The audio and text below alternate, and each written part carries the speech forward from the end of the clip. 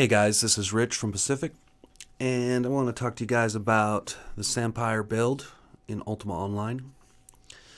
So, if you're new to the game, or you're a returning player, or maybe you're somewhat familiar with it, you've probably heard tale of a build called the Sampire, or the Samp, as people call it. So, I just want to give you guys a basic overview of what that is, what the skills are like, and some of the basic gear and tactics you might want to use. This won't be super inclusive. I'm just going to go over the high level stats and some of the gear that you need to really make sure you have available before you go off on this journey. So real quick, what a Sampire is a samurai vampire. So to be a vampire, you have to be able to cast Vampiric Embrace, which you need at least 99 necromancy.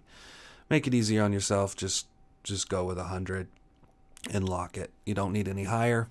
You can try it later if you want, but really just lock this at 100. You'll be good. The samurai part is, of course, Bushido. Bushido is a magic ability. You cast Bushido spells, but so we use some of that, but there's also other advantages to having this. Mainly, if you're using a weapon that has the whirlwind attack, and you have Bushido, you do extra damage. So that the higher your Bushido, the more extra damage you do. Also, if you have parrying and Bushido, you can parry without a shield. So that's a pretty big advantage here. You can use a one-handed weapon, drink potions, but still parry. Now your chance is a little less than if you're using a two-handed weapon, like a double axe or a bladed staff, but it's still pretty good. So I encourage you guys to go look that up on UO Guide, look at the stats, look at the percentages, but parrying's pretty useful, and it's part of the classic Sampire build. So the rest of the build is swords, tactics, chivalry, resist. So you may be tempted to say, what about fencing? What about macing? What about archery? All of these things can work. In general, most people will always end up switching to swordsmanship. If you keep playing your Sampire all the time, you will always switch to swords. Macing does a pretty good job, but the problem is you're just limited in the weapon selection right now. So there's not a lot of good whirlwind weapons in macing or in fencing that do a lot of damage. So in swordsmanship, you get the double axe. There's a few other axe types that work, but the double axe is pretty much the most popular. As you can see, this is kind of like my general overall axe. I'll have swing speed increase on it just to kind of give me that edge, but I have a lot of leeches and a hit lightning and hit lower defense. So you're gonna do a lot of damage with a double axe over, say, a katana or something along those lines. So with the Sampire, it's super important that you do as much damage as you can. So the spell Vampiric Embrace, you only need to cast it once per life. So you cast it, and then it stays on you until you die or until you cast it again. So you don't really need to carry reagents or anything to cast it. Your main form of healing is through hit life drain. You'll receive 20% of all damage you do to any mob back as health. Now it doesn't work on players, just monsters, but 20% is quite a bit if you're hitting hundreds, or you're hitting like 100 points every 1.5 seconds. You're gonna heal quite a bit. So you don't really need any other healing skill or hit life leech or any of that. Now those all will help, and people do use them. But again, this is the classic Sampire template is just necromancy for the healing. You'll notice that I use real skill, or 120 real skill for my mastery skills. So I use the swords mastery, swords 3. So as long as I have real skill, I get the most bonus I can through either the passive or skills like onslaught or focus die. And we'll talk about those in a different video, but you want real skill for any mastery you're going to use. I also have real skill of Bushido because occasionally I do use the Bushido mastery. Otherwise, you can parry, locked at 90, resist. So with my items, I can get to 120s. I'm not in 120 and resist right now. I was kind of messing with my gear, but generally I would be all 120s except the 80 Shiv and 100 Necromancy. So that's really the skill build. As you can see, I'm not even at 100 fire or 70 fire resist right now. Like I said, I was messing with my gear. One of the things, you want to at least get 255 maximum stats. It's kind of almost a necessity, just because you need a lot of stam, plus a lot of hit points, plus a lot of mana. So it's really hard. You want to be able to get 125, 125, 10 at least. So, or 120, 125, 10. So you want to try to get dexterity as high as possible, so that you have as much stamina as possible. But you also need mana, and you also need at least 110 hit points or so. So good luck. Hit chance increase is super important. With the Sampire, you always want to have 45. More if you're into player versus player stuff, but 45 for the general player versus monster. You can see with my axe I have 40% swing speed increase because I've got some on my gear. And pretty much the second most important, hit chance increase and damage increase are the most important things to get in your attack skills. You must be 100 damage increase and you must be able to hit every time.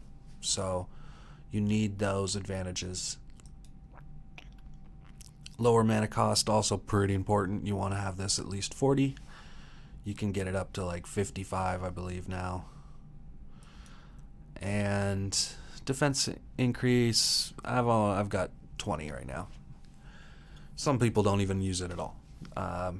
I like a little bit of defense. I do use parry, and it all stacks to make it so that I'm taking less damage, meaning that I'm staying alive a lot longer. And that's pretty much it.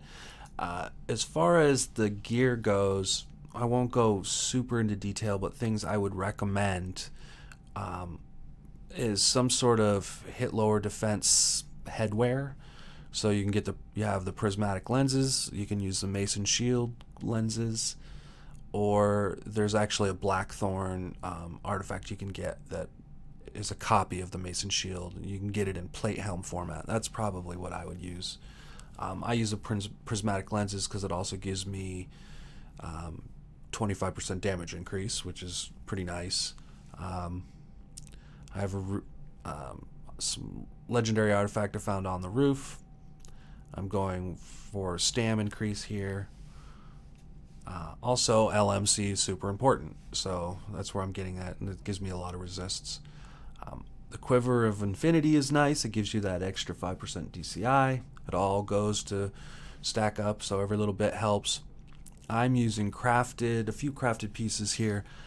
So I recommend, if you don't have a lot of money or artifacts yet, and you're having problems getting the damage increase to 100, an easy way to do it is to just make crafted items. So you can easily imbue 25% on each of your ring and bracelet. That's an easy imbue. That's 50%. And then you can add woodland pieces. So one thing that a lot of people don't know is that woodland is actually crafted by carpenters. And it's not the greatest armor, but if you enhance it, you can get either hit chance increase or damage increase added to it. And it's one of the few, it's the only piece of armor that you can actually craft damage increase onto. So I have 2 pieces that gives me 20% damage increase. Notice that both of them I'm using LMC and Stam. LMC and mana and Stam and hit point. And then of course fire resist too. So this particular piece was used using I imbued it first and then I enhanced it using a forged metal artifact. So that allowed me to get 6 properties onto that piece. I think this one's just standard. So I use Quargle's Sash. It's more DCI. I have a Luck Robe and DCI. I use the Minex Sandals for the LMC and the Luck. Another, I don't know, trash.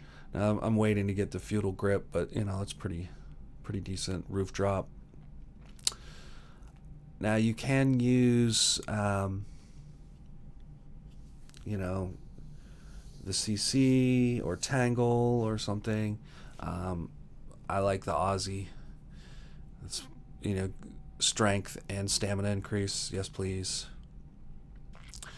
So usually what I do is I'll use my ring and bracelet slot to kind of give me those extra skills.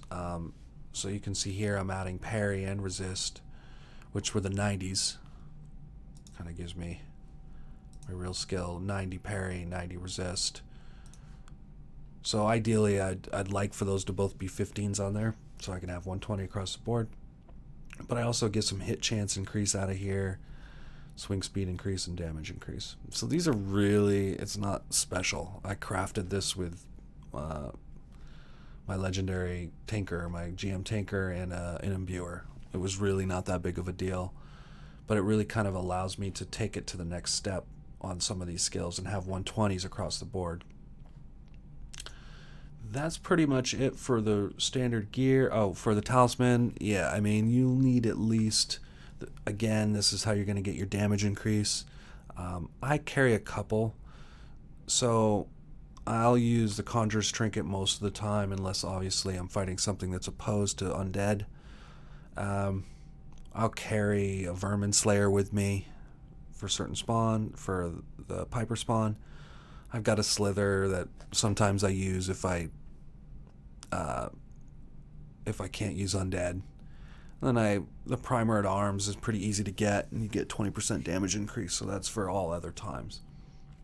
So that's pretty much it for the gear.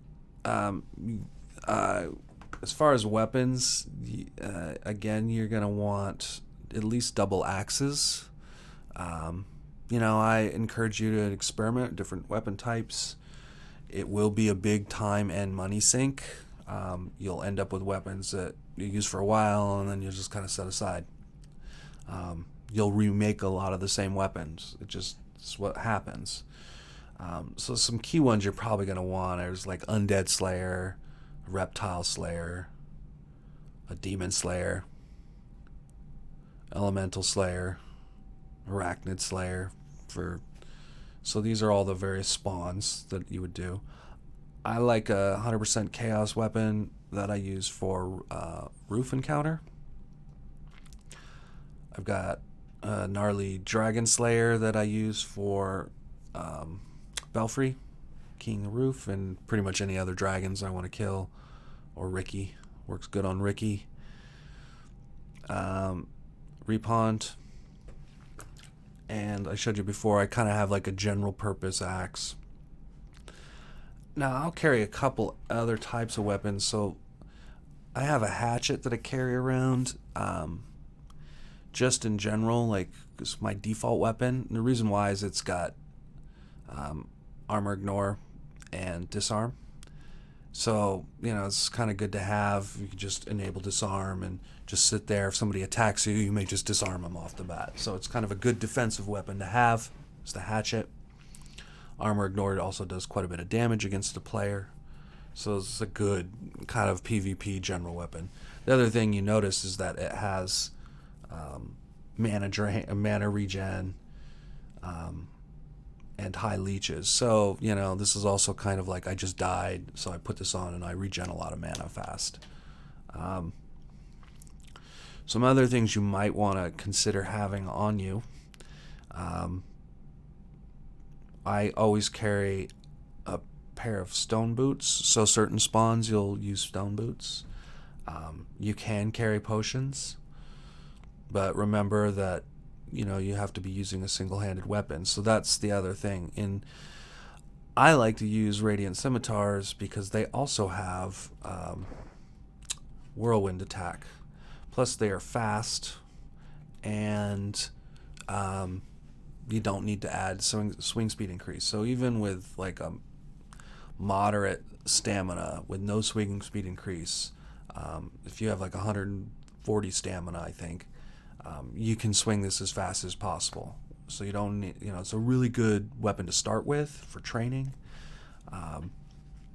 But I keep them because they're one-hander. If I want to drink potions, I can. Plus they do a pretty good amount of damage, and they have whirlwind. Of course, the other, generally speaking, your double axes are going to be your best friend. Some other honorable mentions would go to the Bakudo.